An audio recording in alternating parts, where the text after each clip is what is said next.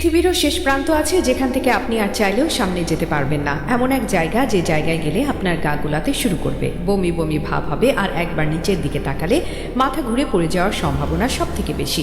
পৃথিবীর শেষ প্রান্ত খুঁজতে হলে আপনাকে যেতে হবে নরওয়েতে, যদিও সেখানে পৌঁছানো খুবই কষ্টের ব্যাপার। সেখানে পৌঁছানোর জন্য নরওয়ের রোগাল্যান্ড প্রদেশের স্ট্যান্ড পৌরসভা থেকে 8 কিলোমিটার দীর্ঘ পথ পাড়ি দিয়ে আরও 4 কিলোমিটার পথ হেঁটে যেতে হবে। আর এই পথ পাড়ি দেওয়া অনেক কষ্টকর। রাস্তাটা পাহাড়ি, পাথুরে এবং কখনো কখনো জলাশয়ের মাঝ দিয়ে চলতে হয়। আর এই কারণে কেউ এই রাস্তা দিয়ে যেতে চায় না। কিন্তু যারা এই রাস্তা শেষ করেন তারাই কেবল পৃথিবীর শেষ দেখতে পারেন। যদি আপনি কখনো এই জায়গাতে যান তাহলে যেতে হবে সম্পূর্ণ আপনার ঝুঁকিতে। সে দেশের সরকার আপনার কোনো দায়ভার নেবে না।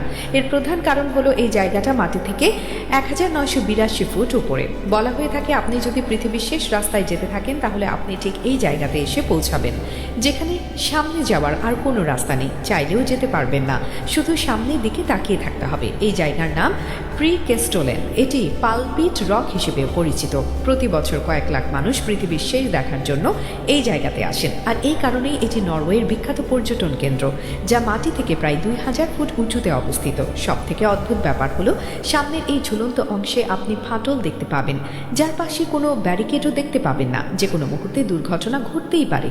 আর ঠিক এই কারণেই পৃথিবীর শেষ দেখতে গেলে সে দেশের সরকার আপনার কোনো দায়ভার নেবে না। আপনি জানলে অবাক হবেন এই জায়গা নিয়ে মানুষের এত কৌতূহল যে এখানে বাতাস বোতলে ভরে বিক্রি করা হয়। বলা হয় পৃথিবীর শেষ প্রান্তের বাতাস সব থেকে বিশুদ্ধ। আর এই কারণেই সেখানকার 1 লিটার শুদ্ধ বাতাসের দাম প্রায় 1500 টাকা। 2017 সালে মিশন ইম্পসিবল 6 চলচ্চিত্রের শুটিংয়ের কারণে এই জায়গাতে 1 সপ্তাহ পর্যটকদের জন্য বন্ধ ছিল। হলিউড অভিনেতা টম ক্রুজকে এখানে দুর্দান্ত অ্যাকশন দৃশ্যে অভিনয় করতে দেখা যায়। ধারণা করা হয় প্রায় 10,000 বছর আগে বরফ যুগে সুবিশাল এই জায়গাটি তৈরি হয়েছে। অতীতে প্যাগান ধর্মের লোকেরা আত্মশুদ্ধি লাভের জন্য এখানে উপাসনা করত। 1900 সালে সর্বপ্রথম এই জায়গায় পর্যটন ব্যবস্থা চালু হয়।